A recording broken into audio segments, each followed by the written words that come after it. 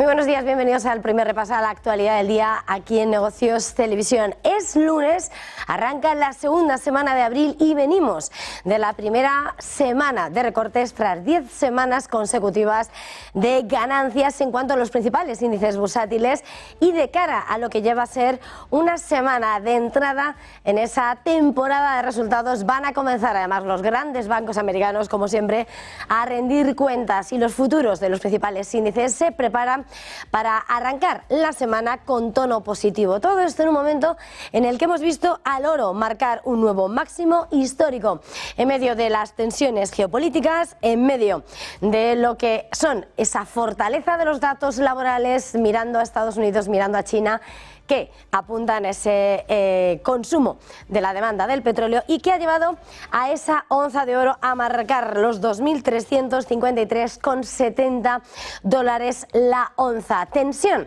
la que se está escribiendo en los mercados en una semana en la que, sin lugar a dudas, el gran protagonismo va a venir por parte de la macro y por parte de lo que, sin lugar a dudas, es el que sigue siendo el caballo de batalla de los bancos centrales. Esta semana vamos a tener ni más ni menos que la inflación en Estados Unidos, ese IPC, y también vamos a tener inflación en Alemania, y todo esto además después de haber conocido el pasado viernes ese dato de empleo mejor de lo esperado, un sorprendente aumento de las nóminas que daba a los inversores la esperanza de que una economía fuerte puede seguir respaldando el crecimiento de las ganancias corporativas, incluso aunque eso signifique que los tipos de interés van a seguir más altos por más tiempo. Es el escenario de unos mercados que, sin lugar a dudas, se están escribiendo en clave de geopolítica, con la mirada puesta en los grandes asuntos que escriben la tensión a un lado y a otro del globo, y mirando a los dos grandes puntos calientes del mapa. Sin lugar a dudas, uno de los protagonismos llega, sin lugar a dudas, por lo que está siendo la situación en la central nuclear de Zaporilla, donde la compañía nuclear rusa Rosatom ha informado de un ataque en torno a esa planta, y desde el Kremlin se ha pedido a los países, a los estados, a los organismos internacionales como Naciones Unidas que cesen los ataques de manera inmediata y que condenen estos incidentes. De hecho, la propia portavoz del Ministerio de Exteriores, Zakharova, ha instado a condenar este acto como terrorismo nuclear. 3 personas han resultado heridas, y lo que han señalado es, por una parte, por parte rusa se culpa al ejército ucraniano, que ha rechazado esos ataques, y en un momento en que desde la Agencia Internacional de la Energía Atómica de Naciones Unidas dicen que los niveles de radiación son normales y que los daños no son graves. Sin lugar a dudas, es el principal punto de atención en ese capítulo que sigue escribiendo este avance en el tercer año de guerra entre Rusia y Ucrania, y como Rosatom ha informado de ese ataque, pidiendo condenar a los incidentes con esa declaración de la portavoz del Ministerio de Exteriores. Y todo esto, por supuesto, donde el gran asunto a esta hora en cuanto al tablero de la geopolítica gira en torno a Oriente Medio y lo que está siendo la última hora, porque según están informando medios a esta hora de la mañana,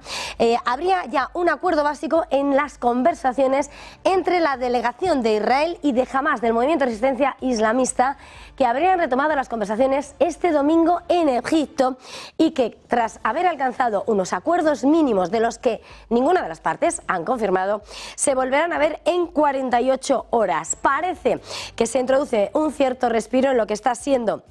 el escenario en Oriente Medio, en medio de lo que está siendo los llamamientos internacionales, y sobre todo desde Estados Unidos a Israel, con ese ultimátum que Joe Biden ponía sobre la mesa la semana pasada, señalando que el apoyo a Israel en esa guerra contra Hamás dependería de cuáles fueran sus actuaciones y de reducir las víctimas humanas y el daño y el drama humanitario. Este domingo se retomaban las conversaciones entre ambas delegaciones, por parte de Israel, por parte de Hamás, y según ha informado, de hecho, Al Qaeda News, citando a fuentes egipcias, hay acuerdos mínimos entre todas las partes implicadas, y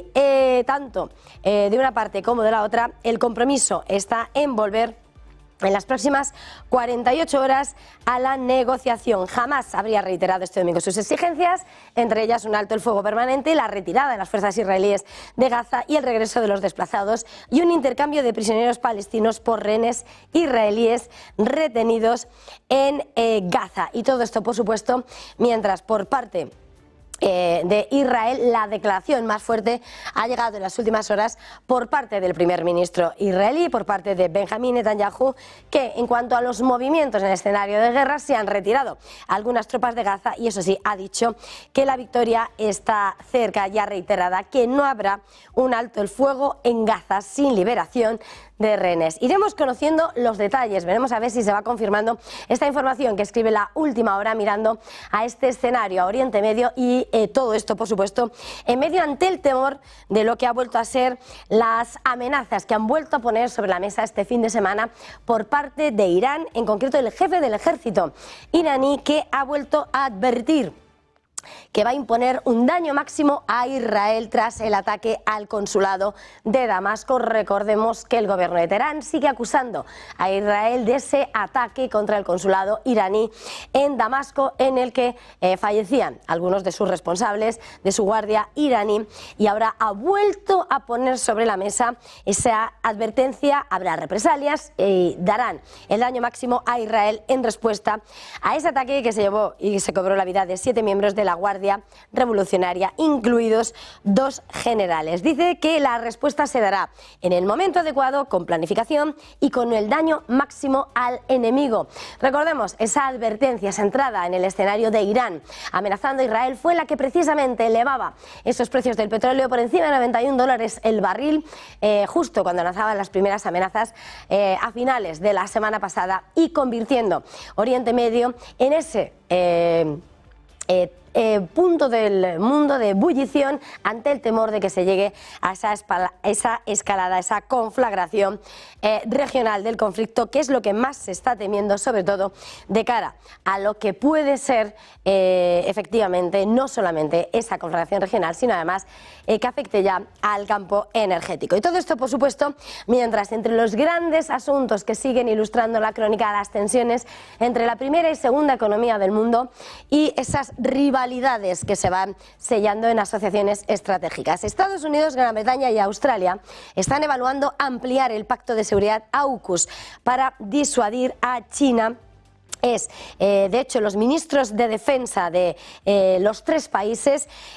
podrían anunciar este lunes esas discusiones sobre ese pilar con el que se comprometen a desarrollar conjuntamente computación cuántica, submarina, hipersónica, inteligencia artificial y tecnología cibernética en medio de ese escenario de asociación para hacer frente a China. Y, según Financial Times, no estarían considerando ampliar ese primer pilar de esa asociación, que está diseñado para transportar submarinos de ataque de propulsión nuclear a Australia. Recordemos que AUKUS está formada por los 3 países, por Estados Unidos, por Gran Bretaña y Australia, desde 2021, en parte de esos esfuerzos para hacer frente al creciente poder de China en la región del Indo-Pacífico. Y por supuesto, con la mirada puesta en este asunto, en esta rivalidad en China, lo que va a estar por venir, porque también, según el diario británico, Joe Biden va a advertir a Pekín contra la intromisión en el mar de China Meridional, precisamente en un momento en el que además el casco, que está oxidado, del buque filipino Sierra Madre, encallado en un arrecife en disputa, se ha convertido en un nuevo posible foco de tensión entre China y Estados Unidos. Y con este escenario, sin lugar a dudas, el gran protagonista a esta hora, estamos pendientes de lo que están siendo los grandes asuntos que escriben el escenario internacional y el protagonismo que llega en torno a lo que ha dicho Rusia sobre ese nuevo ataque a la central nuclear de Zaporilla. La corporación rusa de energía nuclear, Rosatom, ha acusado al ejército ucraniano de lanzar una serie de ataques contra la central nuclear rusa de Zaporilla, y el organismo de control nuclear de la ONU ha pedido que cesen estos ataques de manera inmediata. La compañía rusa ha asegurado que 3 personas han resultado heridas, una de ellas de gravedad, y el Kremlin ha instado a los líderes mundiales a denunciar los incidentes.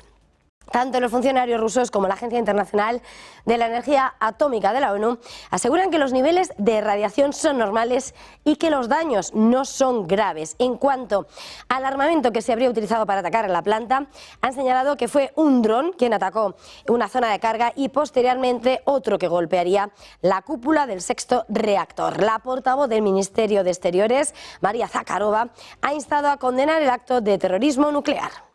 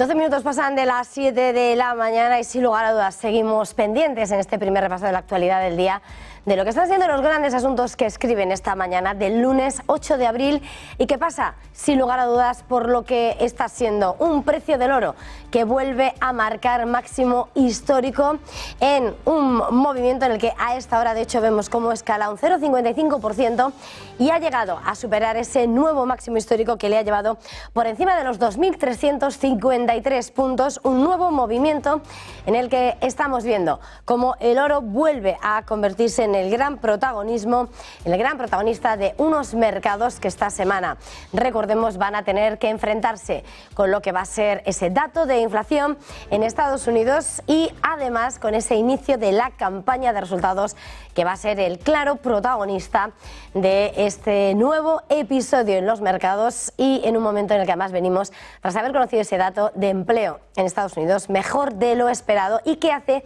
que los operadores comiencen a confiar para buscar ese optimismo en que las empresas, los resultados empresariales pueden verse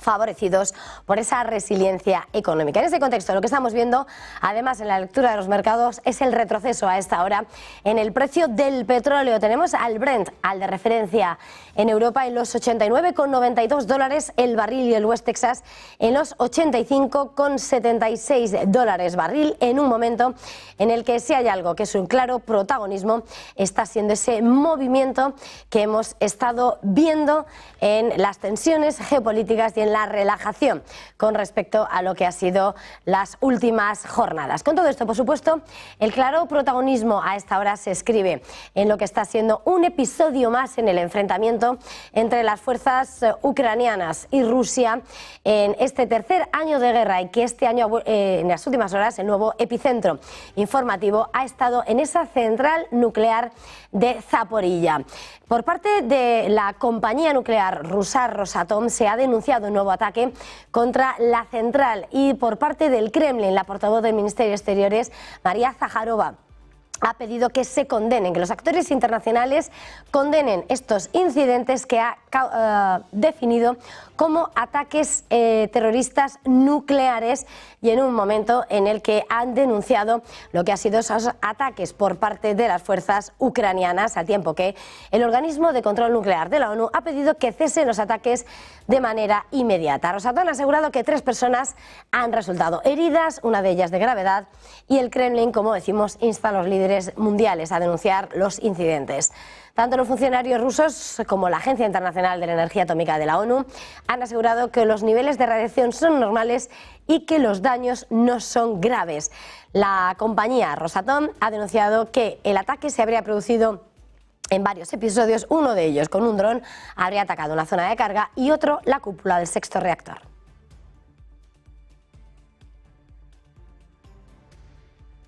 El sistema energético ucraniano, que resultó gravemente dañado por los ataques con misiles rusos de las últimas semanas, se encuentra ahora casi completamente estabilizado, según ha confirmado Kiev, y el Ministerio de Energía ha señalado en las últimas horas que no se esperan importaciones importantes de energía. Las importaciones de electricidad de Ucrania han alcanzado un nivel récord a finales de marzo, después de que una serie de ataques con misiles rusos contra infraestructuras críticas provocasen apagones en distintas partes del país. El presidente ucraniano Volodymyr Zelensky ha dicho que había discutido esa ola de ataques y bombardeos en Kharkov, la segunda mayor ciudad de Ucrania, con los jefes de servicios de seguridad, la inteligencia de defensa y el Ministerio de Interior. El presidente ha señalado que el mundo debe escuchar finalmente el dolor que se está infringiendo en Kharkov y otras ciudades por los ataques rusos, y ha renovado ese llamamiento a que haya voluntad política para garantizar que Ucrania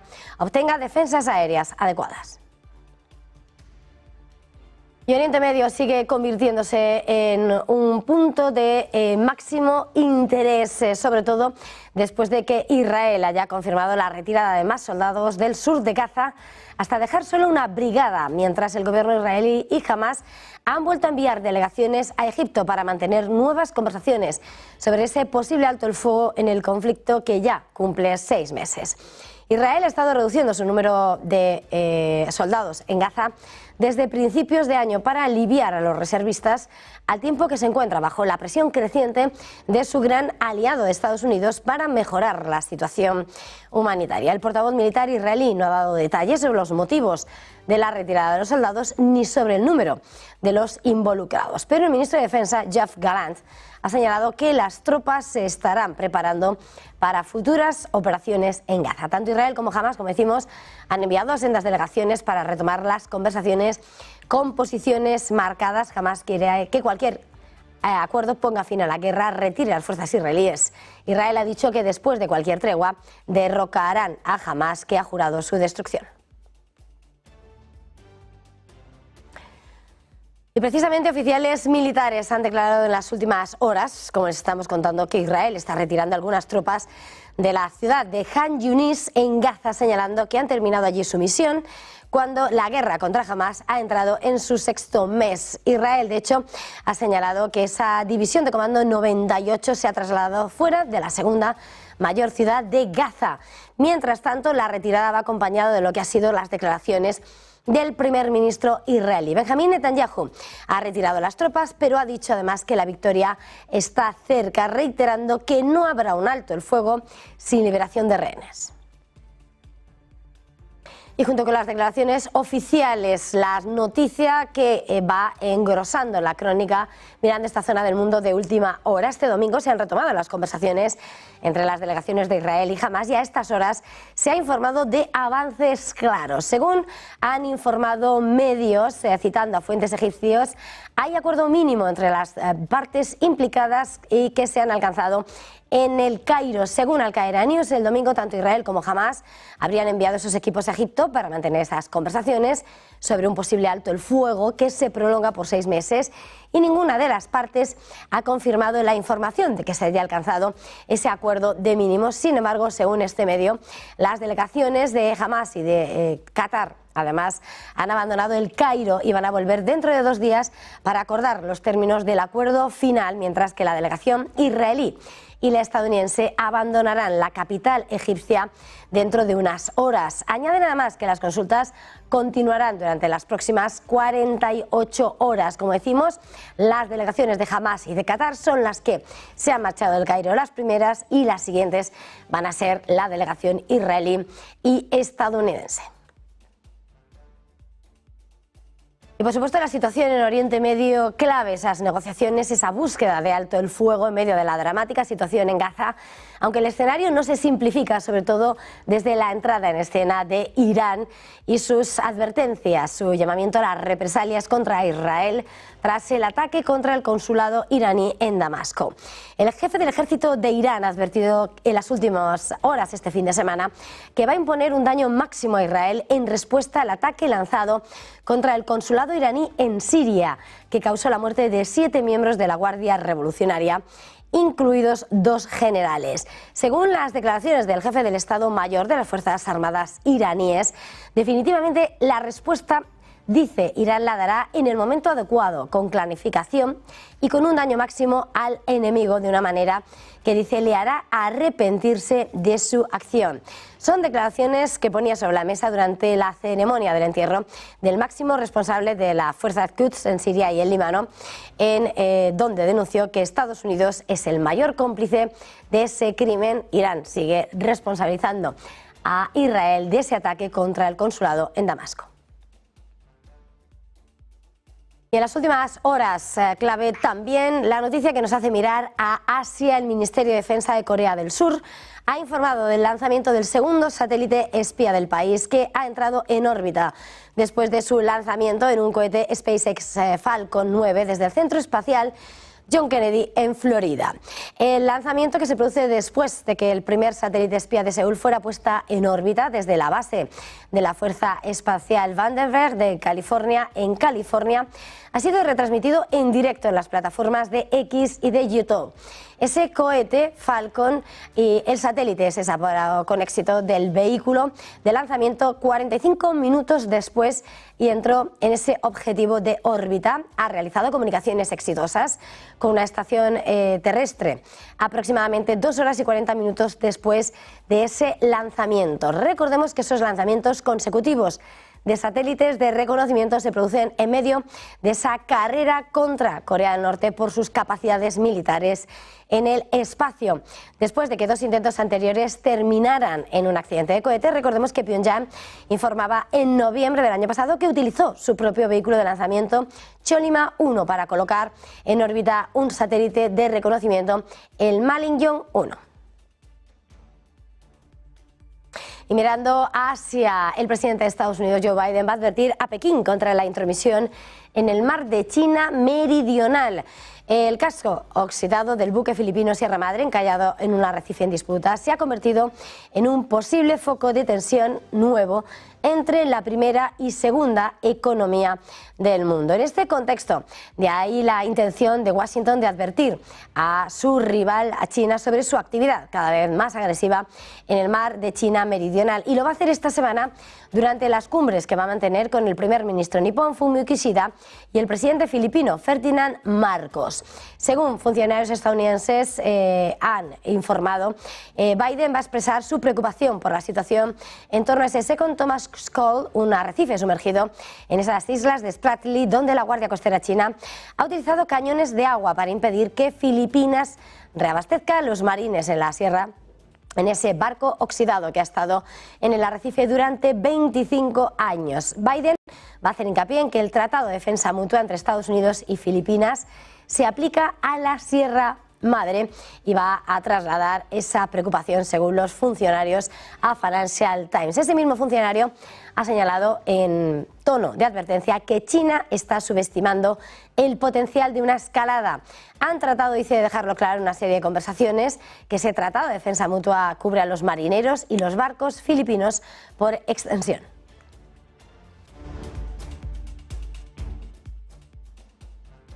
Y Estados Unidos, Gran Bretaña y Australia están a punto de iniciar conversaciones para incorporar nuevos miembros a su pacto de seguridad AUKUS, mientras Washington presiona para que Japón participe como elemento disuasorio contra China. Según ha publicado Financial Times, los ministros de defensa de los países anunciarán este lunes las discusiones sobre el segundo pilar del pacto, que compromete a los miembros a desarrollar conjuntamente computación cuántica, submarina, hipersónica, inteligencia artificial y tecnología cibernética. No están considerando ampliar el primer pilar, que está diseñado para transportar submarinos de ataque de propulsión nuclear a Australia, según ha informado Financial Times.